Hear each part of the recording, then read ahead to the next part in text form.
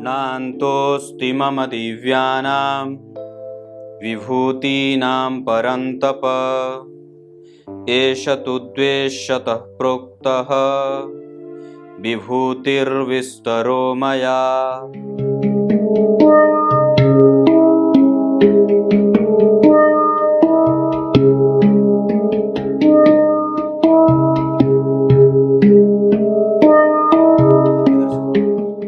नमस्कार, एक बार फिर से उपस्थित हूं आप सबके सामने विश्लेषण जन्म कुंडली का इस कार्यक्रम के अंतर्गत रविवार के बाद सोमवार के कार्यक्रम में केन्या के एक बहुत ही बड़े व्यवसायी की कुंडली लेकर के आया हूं।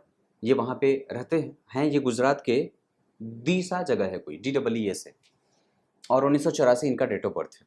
शुरू करते हैं आज का कार्यक्रम। कहीं नहीं जाना है, बिल्कुल बन के रहिएगा। यूं मैं इनकी कुंडली पढ़ के बताऊं, पर इनकी कुंडली में बनने वाले सबसे पहले मैं कुछ अच्छी चीज़ें जो अगर आपकी कुंडली में भी अगर बन रही हों तो उसे जरूर ही समझ लेना चाहिए। जैसे अगर लग्न के अधिपति आपकी कुंडली में दशम भाव में बैठ रहे हों और स्वग्रही होकर के बैठ रहे हों, जैसे स्वग्रही कैसे, यानी कि गुरु जो है वो धनु राशि यहाँ बनी है, 9 नंबर दिखाया। 9वें नंबर की राशि क्या होती है? धनु राशि। मेष, वृष, मिथुन, कर्क, सिंह, कन्या, तुला, वृश्चिक, धनु।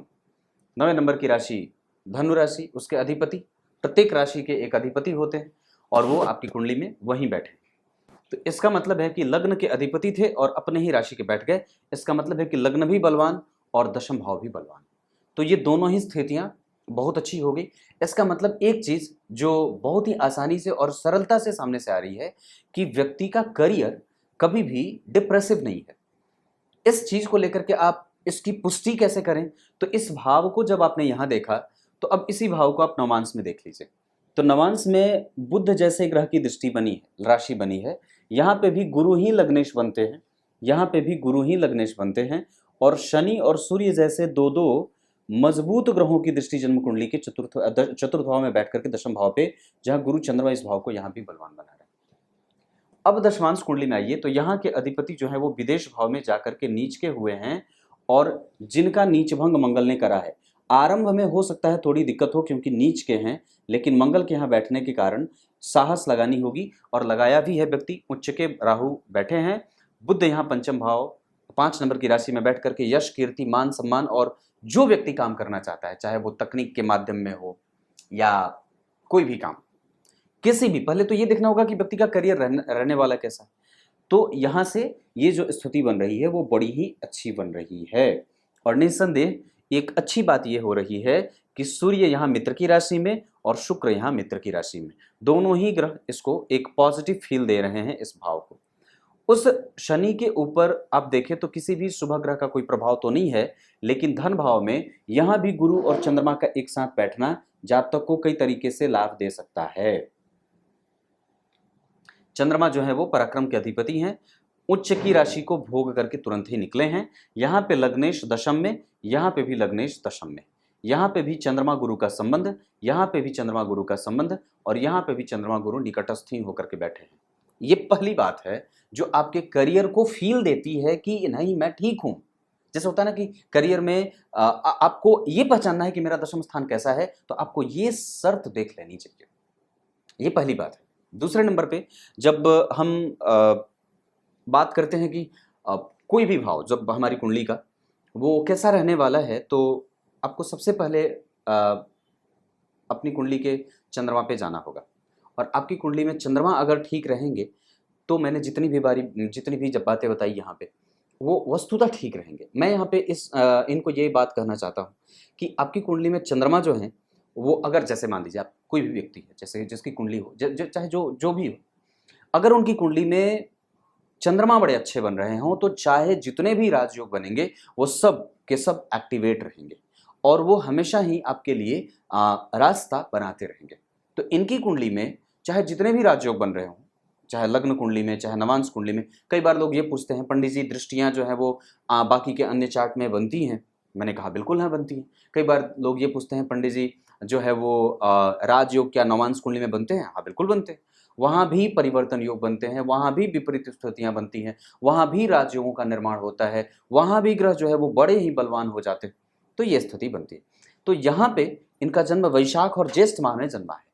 अब इसका सीधा सा असर ये होगा कि कोई भी जातक जो ज्येष्ठ माह में जन्मा है, मैं यहाँ पे सबकी बात करता हूँ, मैं सिर्फ इनकी कुंडली नहीं देख रहा, अगर आपका जन्म ज्येष्ठ माह में हुआ है तो आपको सबसे पहले प्रयास ये करना चाहिए कि आप अपने जन्मस्थान से दूर जाइए।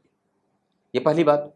दूसरे नंबर पे अगर आपका जन्म उत्तरायण में हुआ है, इसका मतलब है कि आपके पास धन है, आपके पास लगाने के लिए है, मतलब जो रॉ मटेरियल्स है आपको आसानी से मिल जाएगा।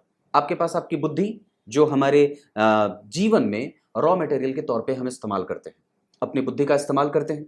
एक बात बताऊं, एक बात बताता हूं, मेरे पास 20 बंगले हैं, मेरे पास नहीं है, मैं ऐसा बोल रहा हूँ, मेरे पास 20 बंगले हैं, 20 गाड़ियां हैं, 40 जो हैं वो मेरे अंदर नौकर चाकर करते हैं, पर क्या आप 20 मकान में रहते हो? नहीं ना। तो जरा सोच के देखना, इतनी भाग दौड़, इतना सबसे अपने आप, मैं ये कुंडली से इतर बोल रहा हूँ, आप इसको कुंडली पे मत लीजिएगा, बस मन में ये बात आई और भाव आया तो ये बात बोल रहा हूँ कि 20 बंगले हैं, 20 गाड़ियाँ हैं, नौकर हैं, चाकर हैं, सब हैं।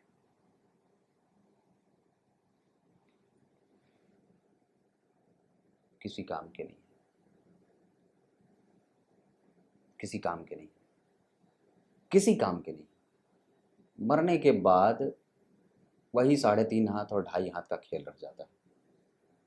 और इतने महंगे महंगे सूट, इतने महंगे महंगे जूते, इतने महंगे महंगे कपड़े, इतने महंगे महंगे रत्न मैंने भी धारण करे, इतने भी महंगे महंगे महंगे महंगे लोग, महंगी महंगी वस्तुएं, काश साथ में गठरी बांध के ले जाते और उसका जो है वो वजन होता, युवराज कहते कि तुमने सबसे ज़्यादा धन कमाया है, आओ तुम्हें जो है वो स्वर्ग के सिंहासन पर बिठा देता हूँ। पर ऐसा कुछ भी नहीं होता, कुछ भी नहीं होता। पर एक बात और है कि कई बार हम अपने जीवन में बड़े ही दार्शनिक बन जाते हैं, कई बार हम अपने जीवन में बड़े ही खुद को वो समझ लेते हैं, मैं जो है वो ये ऐसा वैसा वैसा ना, चलती नहीं है किसी की, नहीं चलती। मैं छोड़ के सब जाना ही है और सब तो राख ही होना है। हाँ, तो चाहे किसी की फ़ी 2100 हो, चाहे किसी की फ़ी 1100 हो, मैं थोड़ा पागल हूँ, थोड़ा कभी कभी उल्टा बह जाता हूँ, और चाहे किसी की फ़ी 1500 हो, और चाहे किसी की 1500 की जगह पे उल्टा कर दो 5100 हो, किसी की फीस 5100 में 20 जोड़ दो 71 हो जाए, और उसमें और 20 जोड़ दो तो 91 हो जाए। और कोई जो है अपने आप को ज्योतिषी के नाम पे ब्रह्मा कहते, कोई जो है अपने आप को ब्रह्मांड का मालिक ही कह देता, कोई बोलता अपने आप को भगवान ही बोल देता है।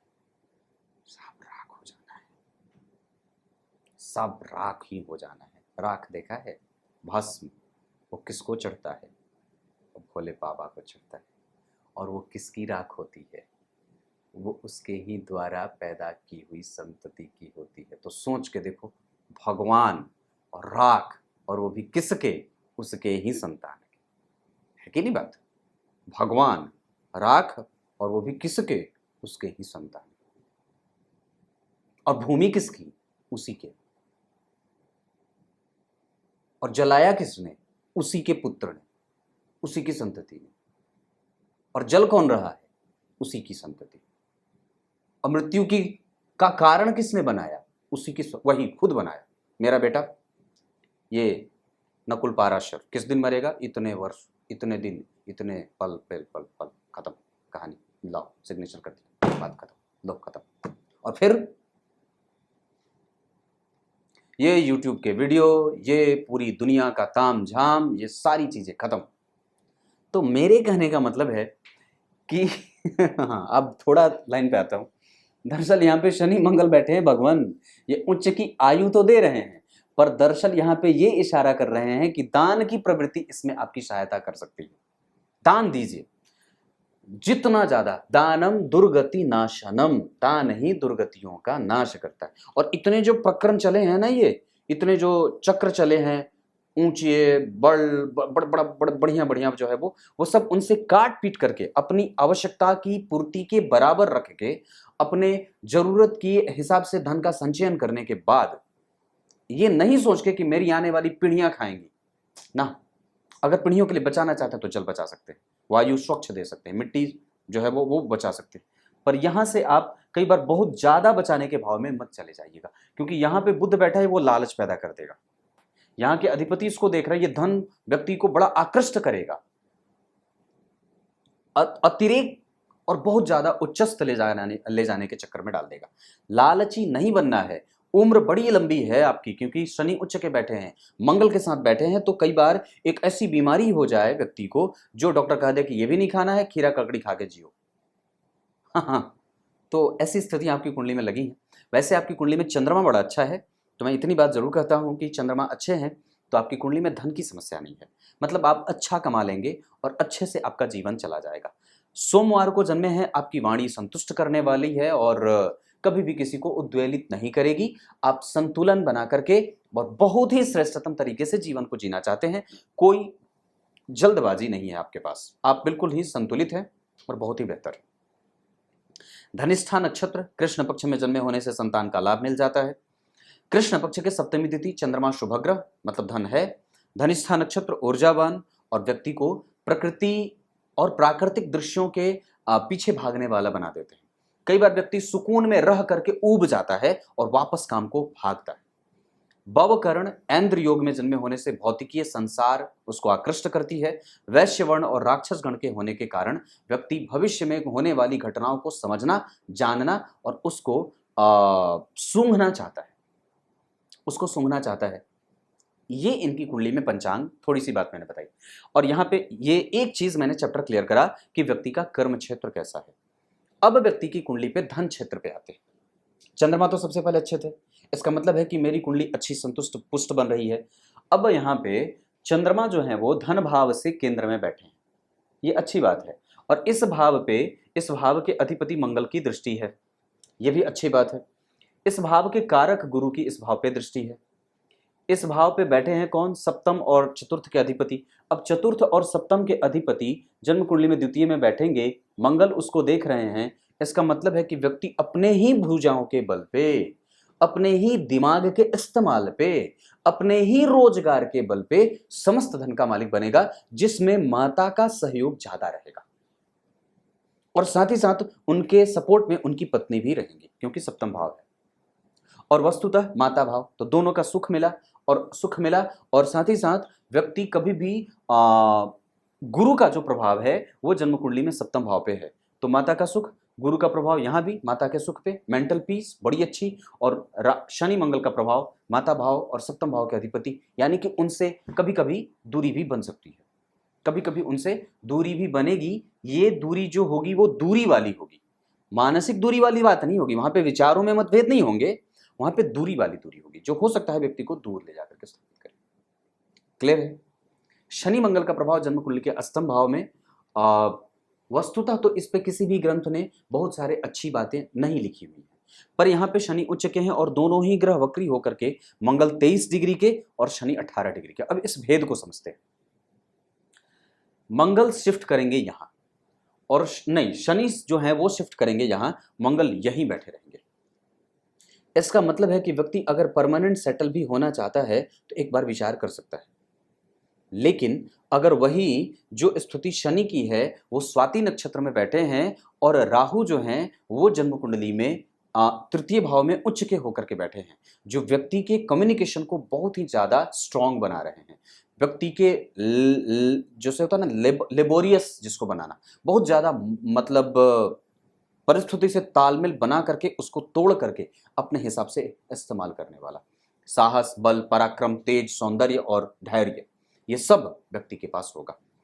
मंगल जब शिफ्ट करेंगे, नहीं, शनि जब शिफ्ट करेंगे तो वहां पे व्यक्ति के काम में थोड़ी बहुत मशक्कत देंगे, क्योंकि मीन लग्न की कुंडली के लिए वो अच्छे नहीं होते और कई बार वो आपके जीवन में ड्रॉबैक की स्थिति को भी लेने वाले बनेंगे। यानी कि शनि की दशा कई बार आपको ये कहती है थोड़ा रुक जाओ, थोड़ा शांत हो जाओ, थोड़े काम करने के योग बनेंगे, पर आप उसमें अनुभव ज़्यादा इकट्ठा कर सकते हैं। और मैं जो समझता हूं कि वहां पे वो आपको कई बार अल्हड़पन देंगे, कई गलत निर्णय न लेने पड़े इस वजह से भी। हालांकि इस कुंडली के लिए वो उच्च के होकर के बैठे हैं, नवांश कुंडली में नीचाभिलाषी हो रहे हैं। हमें इस दशा काल में 2025 के अक्टूबर तक थोड़ा बहुत संतुलन बनाना होगा, उसके बाद आप आगे बिल्कुल ही टॉप गियर में जा सकते हैं, उसमें कोई दिक्कत फिर नहीं होगी। क्योंकि आपकी कुंडली में सप्तम भाव के अधिपति जो बुध हैं वो व्यापार भाव के अधिपति होकर के खुद का व्यापार स्थापित करवा रहे हैं और शनि की दृष्टि जा रही है, ये अच्छी बात होगी। और यहाँ पे भी धन भाव में शुक्र का बैठना जो कि आपकी कुंडली के छठे भाव के अधिपति हैं, लाभ के अधिपति होकर के बैठे हैं, मित्रवत होकर के बैठे हैं, जिसके अधिपति यहाँ बैठे हैं। और यहाँ पे वही शनि जो हैं वो जन्म कुंडली में नीच के हो रहे हैं, जिनका नीच भंग मंगल ने कराया, उस पर मैंने चर्चा करी थी। ये स्थिति बन रही।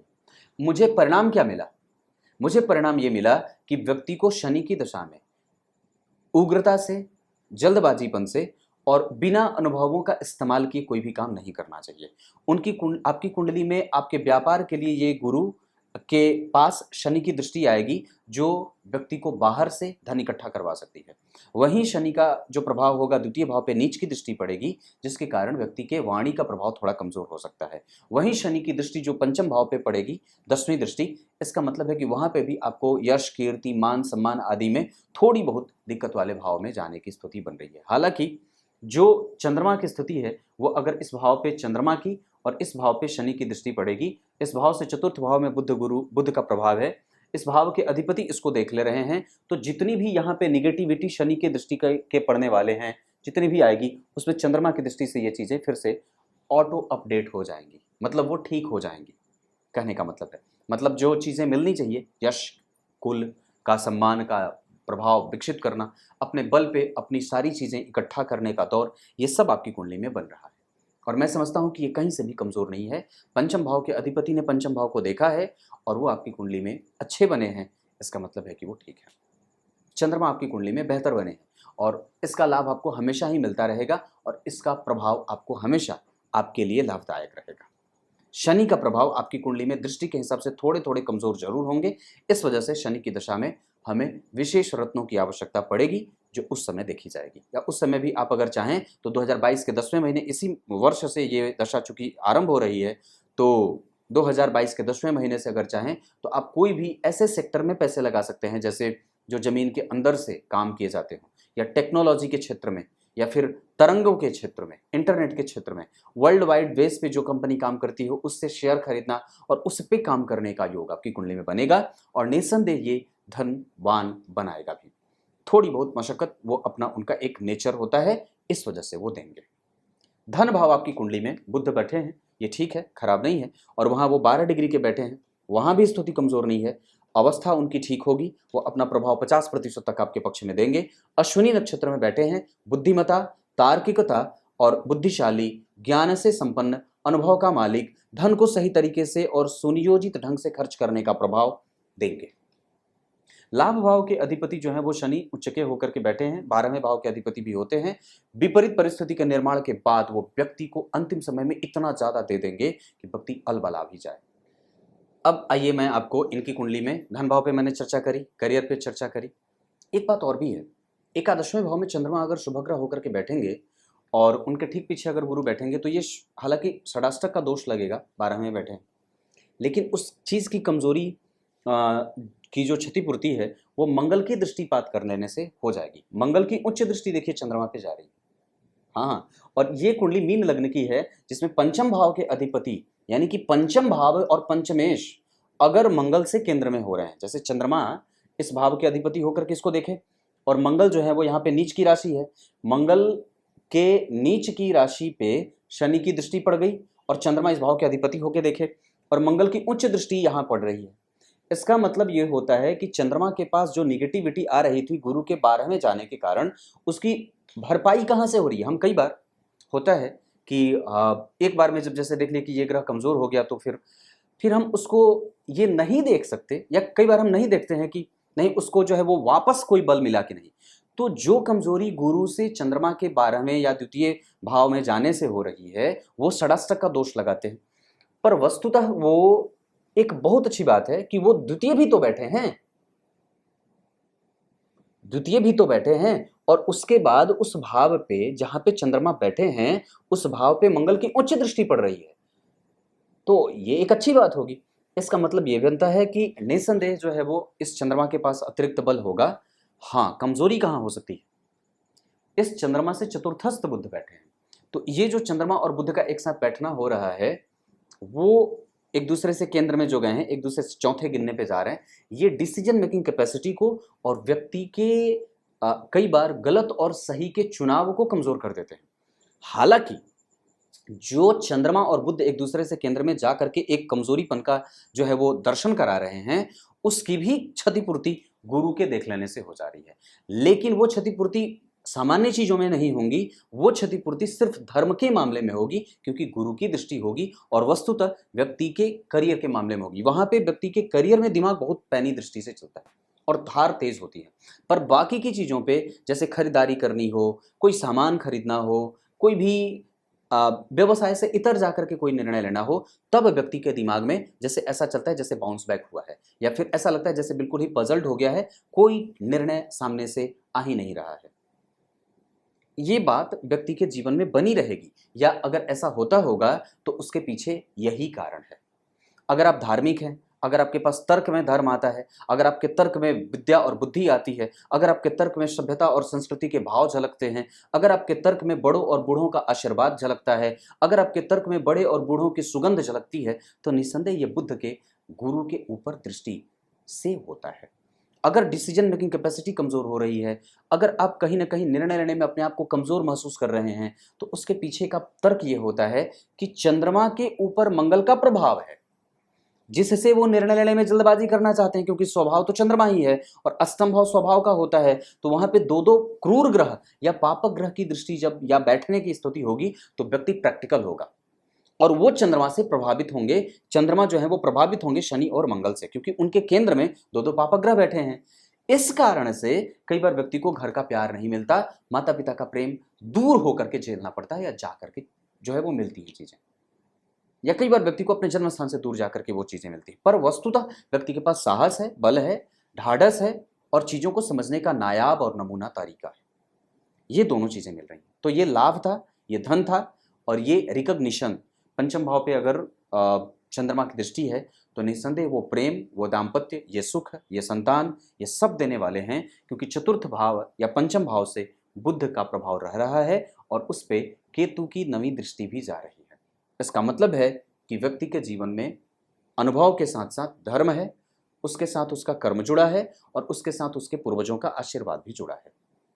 शनि और मंगल के अष्टम भाव में जाने से परमानेंट विदेश सेटलमेंट का योग बनेगा और व्यक्ति बाहर रह करके ही कारोबार करे, वो घर पे रहे तो मशक्कत बढ़ जाती है। क्लियर है? अब आपकी कुंडली में मैं जीवन में आपके भाग्य पे लेके आता हूं कि भाग्य कैसा रहा। भाग्य भाव के अधिपति यही निकट में बैठे हैं उच्च के शनि के साथ, पर वो अपने बहुत अच्छे मित्र के साथ नहीं बैठे हैं, एक ऐसे ग्रह के साथ बैठे हैं जो वस्तुतः बहुत ही सामान्य सा संबंध लेकर के मंगल के साथ चलता है। मंगल वहां पे वक्री हैं, इस वजह से कमजोर होंगे और कहीं ना कहीं वो अल्टीमेट परिणाम जो है वो अष्टम भाव का ही देंगे।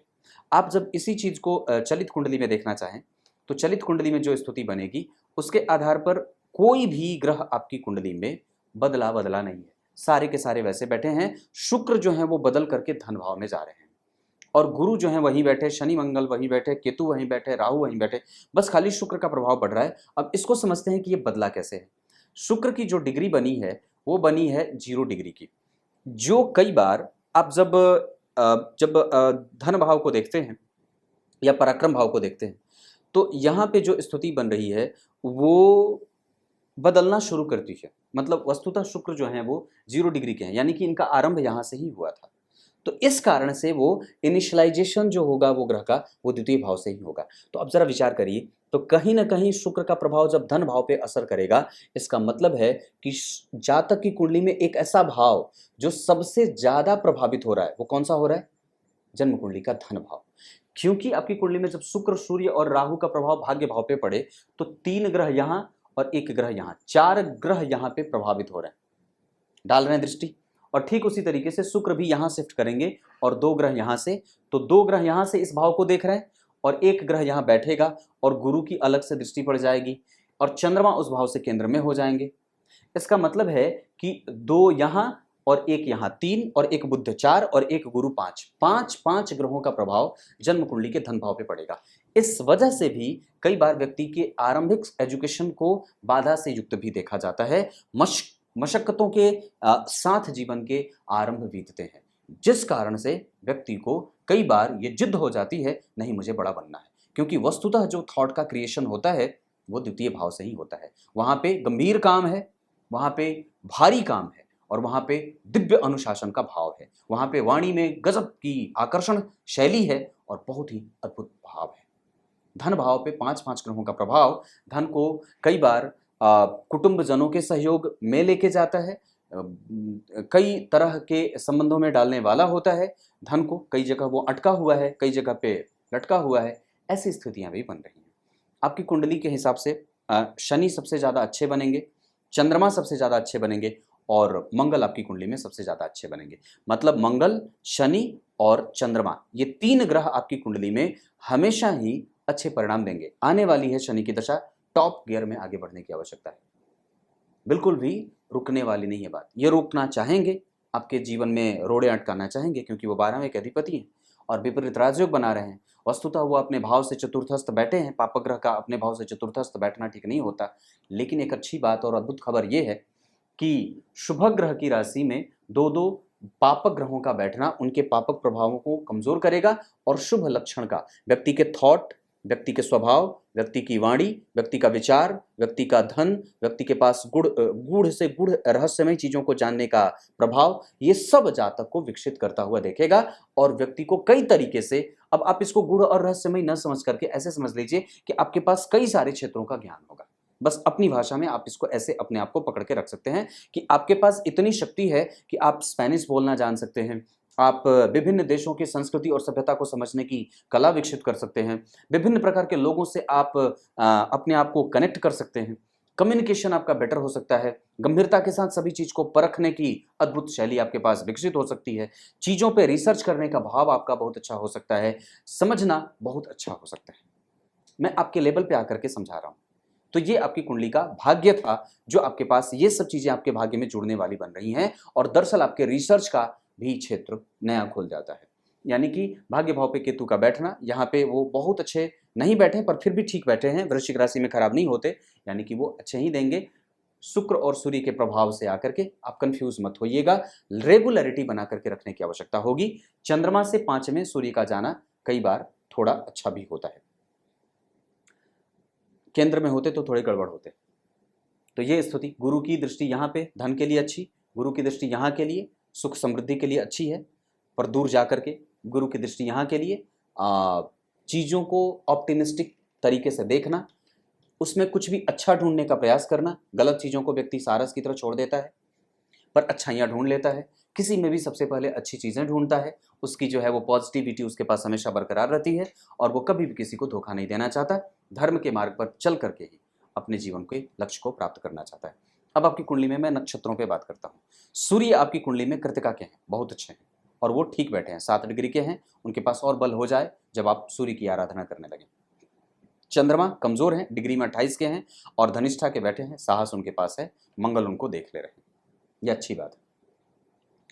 मंगल आपकी कुंडली में विशाखा के हैं, अनुभवी हैं, और साथ ही साथ आपकी कुंडली में पेट का रोग कई बार और नाभि के नीचे का क्षेत्र प्रभावित होता है। इस वजह से अपने भोजन पे विशेष आवश्यकता ध्यान देने की होगी। बुध जो है वो जन्म कुंडली में अश्विनी नक्षत्र के बैठे हैं, जिसके अधिपति केतु धर्म में आपको धार्मिक और पुरोधा बना रहे हैं, कई प्रकार के क्षेत्रों का लाभ दे रहे हैं। गुरु आपकी कुंडली में पूर्वाषाढ़ा के बैठे हैं, जिसकी स्थिति आपकी कुंडली में आपको व्यवसायिक नेचर का बना रही है। शुक्र आपकी कुंडली में कृतिका, आपकी कुंडली में वो 0 डिग्री के हैं, इस वजह से शिफ्ट करेंगे, पर आपकी वाणी को संतुलित करेंगे, और मैं समझता हूँ कि उसमें दिव्य जो है वो मोहित करने की शक्ति दे देंगे। व्यक्ति मामा, फूफा, बुआ आदि से, इन लोगों से संबंध उसके अच्छे होते हैं, और उन लोगों के पास, अब एक बात और भी बताऊं, तो आपकी कुंडली में मंगल जो हैं वो धन भाव के अधिपति हैं, और वस्तुतः वो उच्च की दृष्टि से लाभ भाव को देख रहे हैं। ये अच्छा योग होगा। मंगल की दृष्टि धन भाव पे अच्छी जाएगी, और मंगल की 8वीं दृष्टि पराक्रम भाव पे अच्छी जाएगी। तो मंगल की दृष्टि आपके जीवन में, मतलब इसकी जो दशा आएगी वो हर समय अच्छी रहेगी, जो कि दशा 2035 से 36 तक की रहेगी। शनि की दशा है, 3 साल रोकने का काम होगा, थोड़े थोड़े एनर्जी के साथ बढ़ेंगे, और उसके बाद फिर आप स्टैब्लिश हो जाएंगे। क्लियर है? अब क्या बताऊं, आपकी कुंडली में दशाओं के आधार पर और बाकी की चीज़ों के आधार पर अगर बात बता दूं, तो आपकी कुंडली में शनि की दशा अच्छी जाएगी, आप इस पर फोकस करके काम करिए। इसके बाद आपकी कुंडली में बुध की दशा माइलस्टोन और बहुत अच्छी साबित होगी, वो ज़्यादा आपसे मेहनत करवाएगी, और आपको जो है वो बहुत ज़्यादा सिखाने वाली भी साबित हो सकती है, जहाँ व्यक्ति धन का मालिक बनेगा और बेहतर चीज़ें कर लेगा। ये आपकी कुंडली बन रही है। अब क्या बताऊं, इस कुंडली में घर से बाहर रहने की स्थिति ज़्यादा बन रही है। अगर हो सकेगा तो एक वक्त पे आने के बाद अपने घर पे आ जाइएगा। मृत्यु अपने घर में हो तो ज़्यादा अच्छी है, क्योंकि मैं इसे कई बार बाहर होते देख रहा हूँ। शनि और बुध का ज्ञान आपको कंप्यूटरीकृत ज्ञान का जानकारी इकट्ठा करने वाला बना देगा। सूर्य और शुक्र एक साथ बैठेंगे तो कंफ्यूज होंगे, और कई बार सूर्य कौन है, छठे भाव के अधिपति, शुक्र कौन है, जन्म कुंडली के अष्टम, तो छठवें और आठवें भाव के अधिपति ये दोनों एक साथ बैठे हैं। पर अलग बात है कि शुक्र राहु के साथ और अपने ही राशि में बैठे हैं, इस वजह से वो आपको हमेशा ही आपके पराक्रम को बढ़ाने वाली, मेहनत को बढ़ाने वाली और खुद पे कभी कभी संशय करने वाली भी बना देते हैं, भोगी प्रवृत्ति के बना देते हैं। दरअसल यही बात है। अब क्या बताऊं, कुछ इसी तरीके से आज के कार्यक्रम का समापन करते हैं। अब आइए गीता जी के श्लोक का अर्थ बता देता हूँ। गीता जी के 10वें अध्याय के 40वें श्लोक में भगवान ने बात कही। क्या कही है? सिर्फ कुछ नहीं कहा है, बस यही कहा है कि ये जो विभूतियों का वर्णन मैंने किया है वो संक्षेप में कहा है। हाँ, अब जरा सोच के देखिए कि संक्षेप में इतनी सारी गुह्य से गुह्य चीज़ों को उन्होंने जो है वो पकड़ करके बैठा और बताया भी। पर अगर विस्तार करते तो क्या होता है? विस्तार करते तो क्या होता है? कुछ इसी तरीके से आज के कार्यक्रम का समापन करते हैं। ये कुंडली कैसी लगी जरूर बताइएगा। कार्यक्रम प्रत्येक दिन देखा करिए। NAKULPARASHARA इस नाम से मैं आपको इंस्टाग्राम पे मिल जाऊंगा, और साथ ही साथ ज्योतिषीय लक्ष्य नाम से मेरा एप्लीकेशन आपको प्ले स्टोर पे मिल जाएगा। आप लोगों में से ज़्यादा लोग एप्पल यूज़ करते हैं, पर एक बात बताऊं, दरअसल मेरे पास 2 एप्पल के लैपटॉप पड़े हैं, पर आज भी मुझे इससे बढ़िया लैपटॉप कोई नहीं मिला है। डेल, मैं आपको बताता हूँ, हो सकता है कि किसी को बुरा लगे, पर जब हमारे पास लैपटॉप नहीं था तो सब लोग कहते थे कि एप्पल का लैपटॉप ले लीजिए, एप्पल का लैपटॉप। मेरे जीजा जी और मेरे 1-2 जो लोग हैं, सब लोग बोले एप्पल का लैपटॉप ले लो, उस पर एडिटिंग बहुत अच्छा होता है। 2 खरीदे। अब आपको एक अपना पर्सनल एक्सपीरियंस बताता हूँ, इतने बेकार हैं, इतने बेकार हैं, इतने बेकार हैं, और कोई अच्छा नहीं है। बेसिक वर्जन नहीं लिया, अच्छा वाला लिया है, बढ़िया वाला, जिसमें वो पीछे से जलते भी है, एप्पल का लोगो जलता है। कुछ ने कहा कि अब नहीं जलते, पर मैंने जलने वाला लिया, नहीं जलने वाला चाहिए, और बड़े अच्छे लिए हैं दाम लगा करके, पर इतने बेकार हैं, मैं आपको बताऊं, इतने बेकार हैं, इतने बेकार हैं कि पूछो मत। मुझे फिर से वापस जो है वो सामान्य जो है वो पीसी लेना पड़ रहा है, बढ़िया वाला पीसी जो है वो, और इतने में तो मन तो करता है कि उठा के पटक दूं इसको। ये है, तो हम कई बार जो है वो चिपक जाती हैं चीज़ें हमसे। Apple Apple Apple Apple Apple. मुझे लगता है कि मेरे पास ये जो फ़ोन है, ये OnePlus का फ़ोन है। इतने अच्छे फ़ोन मैंने आज तक नहीं देखे। ये कंपनी मुझे कोई प्रचार पैसे नहीं दिए इसने, पर मैंने इस्तेमाल किया है इसका बहुत अच्छे तरीके से। 1 साल हुआ था, मैं आपको बताऊं, इसका स्पीकर यहाँ से ख़राब हुआ था, क्योंकि मैं स्पीकर पे बात करता हूँ ऐसे, स्पीकर पे, क्योंकि कान में कितनी देर लगाऊंगा। स्पीकर इसका ख़राब हुआ था, पर मैं जहाँ रहता हूँ यहाँ पे इसका कोई स्टोर वगैरह नहीं था, तो मैं दिल्ली गया था, तो अपने जो है वो वहाँ पे कोई DC सेंटर है दिल्ली में, तो वहाँ गया, तो वहाँ पे जो है वो मिल गया इसका स्पीकर। वो भी एक सामान्य से जो फुटपाथ की दुकान होती है, वहाँ से मैंने कहा, 1000 रुपये दिए, उसने चेंज कर दिए, और बहुत अच्छे तरीके से ये फिर से काम कर रहा है। तो 1 साल से भी ज़्यादा, फरवरी में मैंने पिछले साल खरीदा था, और 1 साल, फरवरी मार्च अप्रैल मई जून, 1 साल 1.5 साल हो गया। पर ब्रांड के नाम पे आप लोगों को ना चूना लगाया जाता है, सच्ची बात बताऊं, आप लोग बन जाते हैं। मैं तो फ़ोन के मामले में नहीं बना हूँ, पर हाँ लैपटॉप के मामले में बन गया। बेकार है ये, ब्रांड के पीछे मत जाइए। ये लोग सिर्फ अपना बाजार बनाते हैं, फालतू की चीज़, बकवास एक नंबर की। चलो ठीक है, अब कुछ इसी तरीके से नमस्कार करता हूँ।